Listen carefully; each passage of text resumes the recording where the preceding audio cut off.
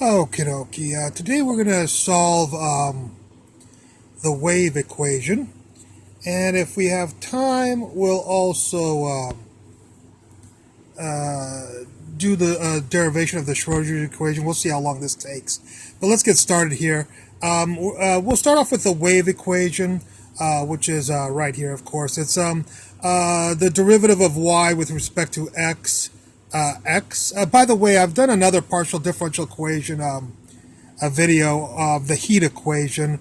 It was quite a while ago, so you'll have to look down in my videos if you want to go watch that first, and then watch this one just as a pre-thing. Although I'll pretty much cover everything here that I did there. It's just a different equation. I just wanted to let you know that I do have another partial differential equation that I solved earlier. Anyways, so here we have y with respect to x twice equals 1 over velocity squared. This is the velocity of the wave, whatever it is. If it could be a light wave or a wave through water or through a steel beam, a sound wave through a steel beam. Anyways, any kind of wave. And this is y with respect to time twice. So the second partial derivative of y with respect to time. This, I assume you know this notation for partial derivatives. If you're watching a video on partial differential equations. All right. What we're going to do is we're going to use what's called the method of separation of variables, of course. So we'll assume that y is some function of x times some function of t, f of x times g of t. We'll take two partial derivatives of y with respect to x, which will be f double prime g, of course, and two derivatives of y with respect to t, ytt, which will be f, and then g double prime, because g is a function of t, and f is a function of x. So that's why the second derivatives go on both of those. Now that we have yxx and ytt, we can go back to our partial differential equation. Who's yxx? F double prime g. Take these people, plug them in here, and you'll get this. Who is 1 over v squared equal? There's the equal. 1 over v squared. Here's the v squared on the bottom. And who is second derivative of y with respect to t? The second partial derivative of y with respect to t. The second derivative of y with respect to t is f g double prime. So take these people, plug them in for this person, and you'll get that person. So this equation with these plugged into them will give you this differential equation. We will set this differential equation, both of these, well, first of all, we'll separate them out. So there's f double prime over f and g double prime over g right here. V squared is right there. This is a function of x only, and this is a function of t only. And the only way that that can be that a function of x equals a function of t is both of them have to be a constant, and they have to be equal constants. If they're both equal to each other, this can't be sine of t or t cubed or natural log of t, because then this would be a function of t. So that's impossible. So this has to be a constant, and that has to be a constant, and the two constants have to be equal. I'm going to call that constant negative k squared, which we'll see why in just a second.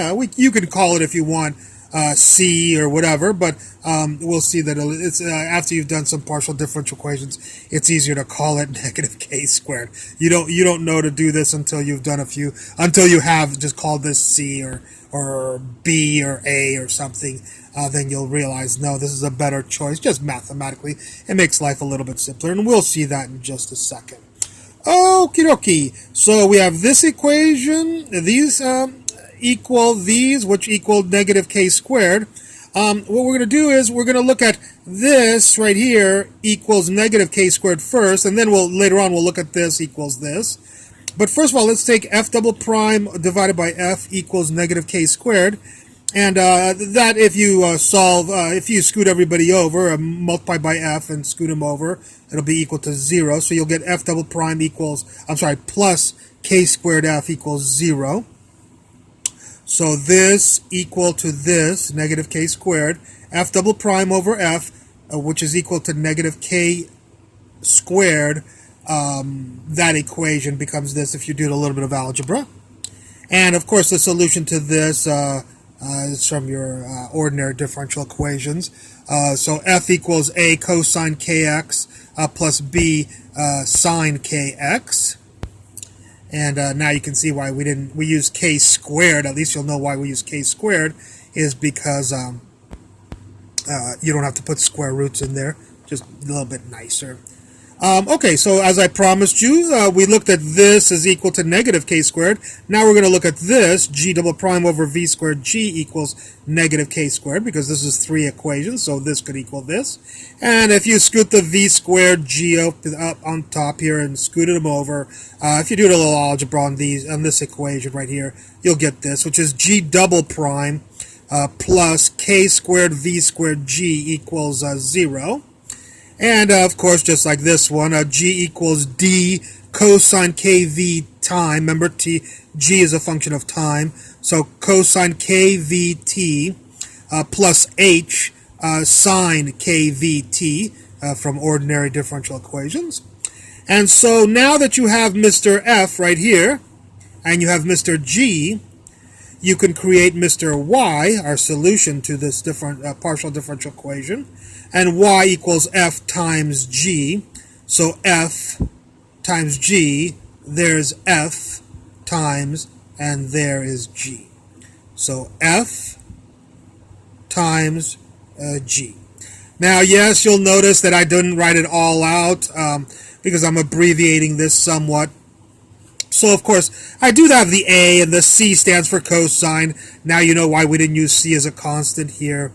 And I wrote x here just to say that it's x, but I don't have the k. But all that is implied, of course, in there. There's the b sine kx right there. We're just abbreviating just to be a little bit more efficient. Here's the d, the cosine, and I put a t just to make sure you know it's a function of t, and h sine, and a t there, so you know it's a t. So I've abbreviated a little bit, and mathematicians will do that just to save some ink on books, the cost of ink on books, and when you're writing it out, just save the muscles in your hands from cramping up. Okie dokie. Well, at this point, now that we have this solution, we need to look at our initial conditions, and notice we'll make it some sort of because we're going to do we'll do light wave, or it doesn't have to. It doesn't matter what it is, but we'll do a sine wave right here as the initial conditions. So notice that the one condition that you could say is at this point right here, when t equals 0, the wave is here. When t equals 0 and x equals 0, then the height of the wave is 0. So we have what's called condition 1. Let's take a look at a few other conditions, just to brief you on them. Right over here, at t equals 0 and x equals lambda, we'll make the length of the wavelength lambda, which is kind of usual. Then the height of the wave, of course, is 0 also. So we have t equals 0, x equals lambda, y equals 0. There's a couple of other ones. And that is right here when t equals 0, x equals lambda divided by 2, because this is half of the wavelength. Then the height of the wave is 0. So that'll be condition 3. And then we'll make the wave go backwards. So, of course, if this is lambda, way over here is negative lambda, will be another place where you'll have y equal to 0. So t equals 0, x equals negative lambda, y equals 0. All right. We have one more condition, condition 5 here, and that's that this wave is actually going to be moving along, and so when t equals, of course, if this was a car and it was 10 feet long and it was moving at 5 feet per second, it would take 2 seconds for it to move all the way. Well, how do you get 10 feet and 5 feet to make 2? Well, you take 10 divided by 5, so lambda divided by v is time. So the time equals lambda over v of the wavelength of the wave divided by the velocity of the wave is equal to the time that it takes the wave to go through the whole, to move a whole wavelength. So when this moves a whole wavelength, of course, at x equals 0, the height of the wave will be 0 because it'll look exactly the same. The train of waves will look the same. If this moves from here to here, then this point will move from here to here, and so you'll still have a height of v0. So we'll be using these 5 conditions. I wanted to go over them real quickly. And let's take a look at condition 1 right here. Condition 1 says stick in 0 for the t's. So sine 0 is 0. Cosine 0 is 1. 1 times d is d. And then stick in 0 for x. So this sine will be 0. The cosine will be 1, and so you'll get a. And then y will equal 0. So stick a 0 into there. So y is 0. These people become Mr. A times, and these people become Mr. D. So that means that a times d is equal to 0, and that means that either a equals 0 and d does not equal 0, or d equals 0 and a does not equal 0, or a and d both equal 0. All right, so that's one stipulation we'll have here. We'll come back to that in just a second. Let's take a look at condition 2, where we're sticking in 0 for t. So again, this will be d. Over here, this will be d. And we're going to stick in lambda for x, so right in here an x, and right in here an x. So we'll get a cosine k lambda, b sine k lambda. Remember the k's were in there, even though I didn't write them out. And then y will, condition 2 right there, y will equal 0. So I'll put for y, I'll put in 0. So this is what we did for condition 1, and this we're doing for condition 2, y will equal 0. In both cases, 0 and 0. Okay, so this tells us that either d is equal to 0, which we had over here, d was equal to 0, or this is equal to 0, this thing, because it's in, of course, parentheses here. So all of this would have to equal 0. So you have this or this occurring. I know that's a lot of things to occur, but we'll look at all of them. Okie dokie, let's try condition 3. We have y equals 0, so there's our y equals 0. T equals 0, so all that we have is the d. And then we'll put in x equals lambda over 2 for the x, and we'll get this.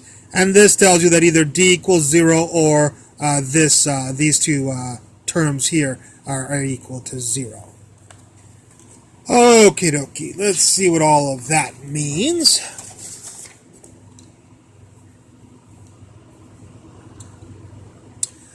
Well, by the way, condition 4 asked us, let's see, what did condition 4 say?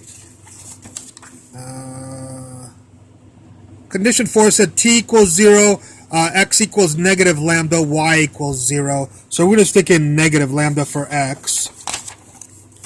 So again, t equals 0 will give you a d, just a d as usual. We're going to stick in negative lambda, but the cosine of negative is the same as cosine of positive, so there is no negative in there.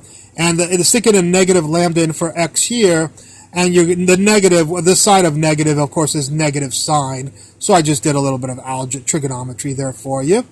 So this is what condition 4 will give you.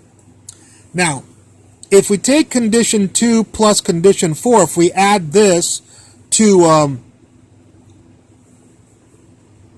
if we add this equation, I'm sorry, by the way, this tells us that either d equals 0 or this terminology, these two terms equals 0. So this equation tells us either d equals 0 or these two terms equals 0 right here. All right. Now, let's see what we got here. We're going to add this to condition 2 over there. And if we add the two,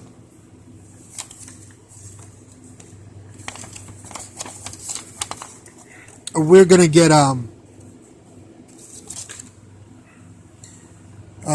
condition 2 is the exact same, except this was positive. So the sign is positive here is the same as condition 4, which now the sign is negative. So when you add them, you'll just get the A cosine K lambda times D and another A cosine times of K lambda times D. So that'll give you 2A cosine K lambda D equals 0. Well, that tells you again either D equals 0 right there, or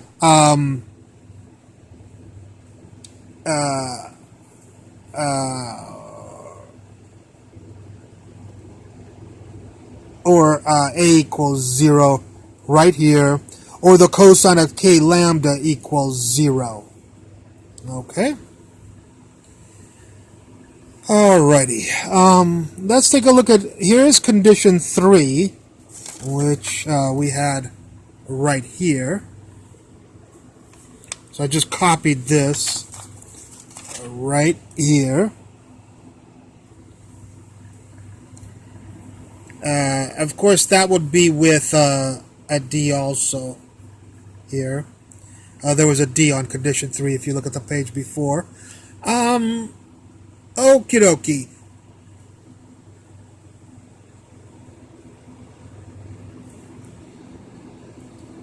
In order, actually, let's go back over here. I'm sorry. Let's go back over here.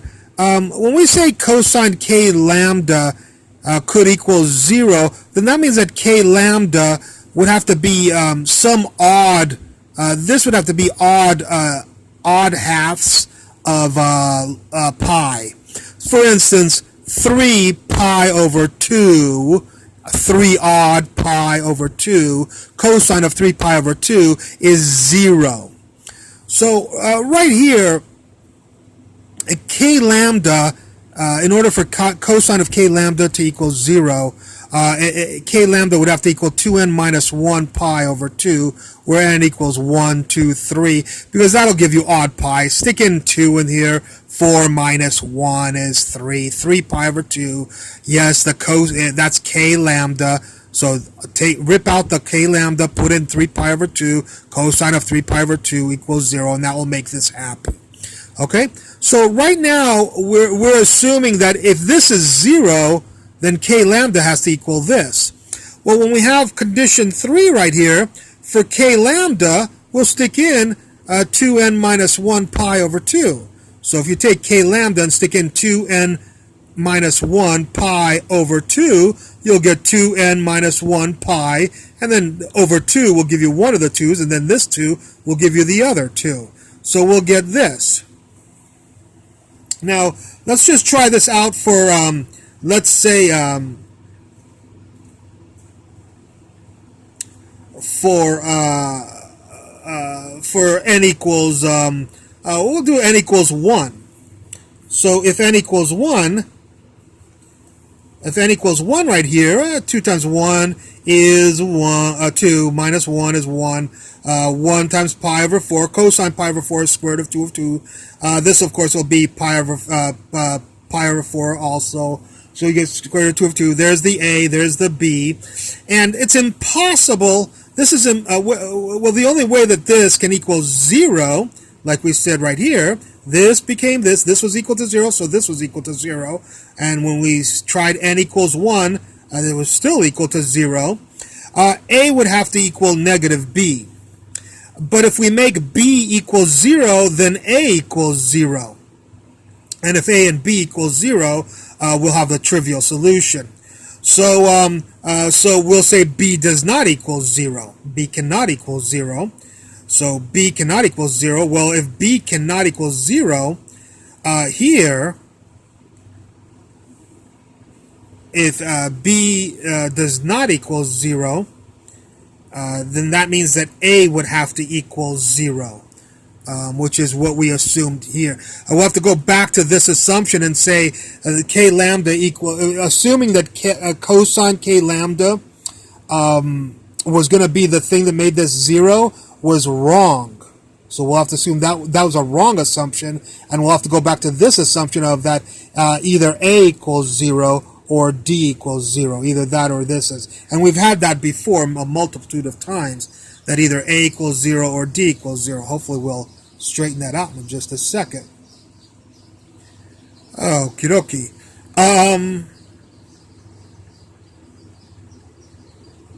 Okay. We'll assume that A is equal to 0. So if A equals 0 in our original solution, if A equals 0 in our original solution, we'll just get B sine of x, sine of kx right here. So Y will equal B sine of kx, and then the t function g, which is d cosine kt. I'm sorry, found a mistake. And the kvt and kvt. V is in Victor. V is in K. V is in Victor. T is in Tom. Okay. K. V is in Victor. T is in Tom. This is a sine H plus cosine D. Okie dokie. Now,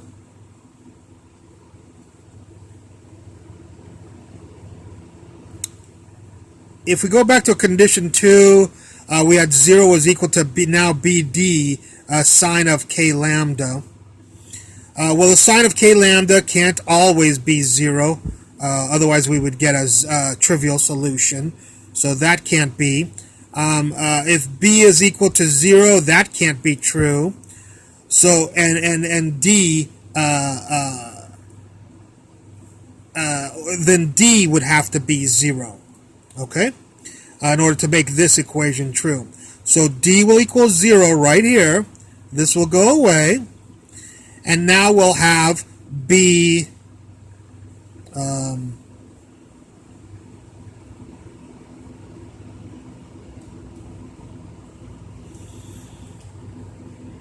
let's take a look at condition 5. I have condition 5 here, I'm sorry.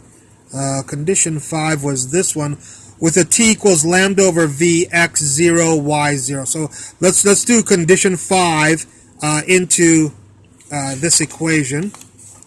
Condition 5 into this equation right here. Alright, so x equals 0 and y equals 0. Well, if x equals 0 right here, we'll get the sine of 0 right here. This will be B,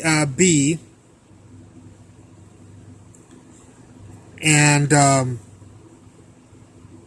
we'll put in lambda over v here and lambda over v for t and lambda over v for t here, and we'll get kv lambda over v. So the v's will cancel.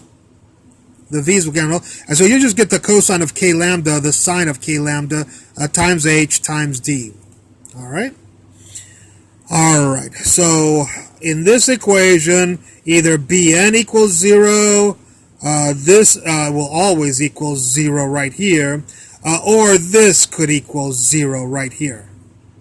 Now, one other thing I'm sorry I didn't mention right here is, in order for this, either b was equal to 0 or d was equal to 0 or sine k lambda is equal to 0.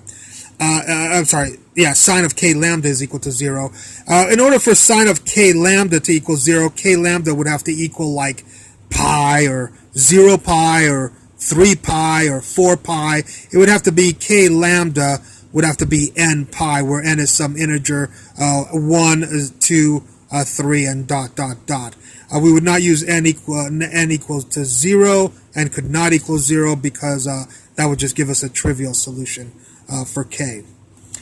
Okay, so we have now that k lambda is equal to n pi, is what we know. Remember, k lambda equals n pi in our equation. So we'll keep that in mind. K lambda equals n pi. We'll see that on the next page. This is a long lecture, but here's the last page. So you made it. So again, we have d cosine k lambda plus h sine k lambda equals 0. But remember that we know k lambda equals n pi, so sine k lambda equals 0, so this term goes away. So now we have d times cosine k lambda equals 0. Well, cosine of k lambda equals n pi. Well, if this was cosine of 3 pi, that would be the cosine of 3 pi is negative 1. So this will never equal 0. So that means d has to equal 0. Okay? So there's where we proved, this is where we proved that d is equal to 0, right here, not here. I wrote a maybe right here, but it's we couldn't assume that d was equal to 0 until we just proved right here that d was equal to 0. Okie doke. Well, if d equals 0, now you'll get your y solution to have this the b. It'll be here, b sine of kx.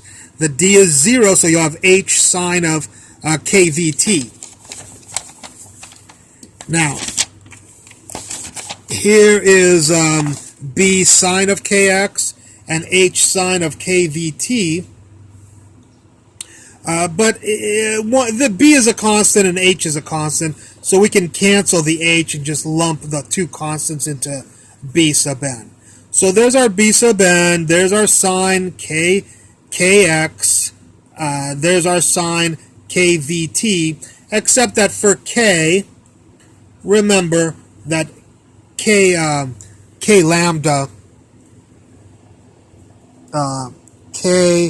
lambda was equal to n pi, right there. So if you solve for k, it's n pi over lambda. So in for k, we put in n pi over lambda right there. There's the x. And in for k right there, we put n pi over lambda right there, according to this. And there's the vt right here. All right? Now, it turns out that trigonometrically speaking, by the way, I'm sorry, since k can be multiple, these can be multiple functions with n equal 1, 2, 3, the constant, of course, we'll have to subscript the constant bn, because when n equals 2, suppose n equals 2 here, and 2 here, b sub 2 might be 75. But when n equals 3, and n equals 3, b sub 3 has to be 75? No, b sub 3 might be a different number. So this has to be, there has to be a b1, a b2, a b3. Yeah, maybe b2 and b3 are both 75, but we can't assume that they're all the same constants, the b constants, okay? So each of these n values will have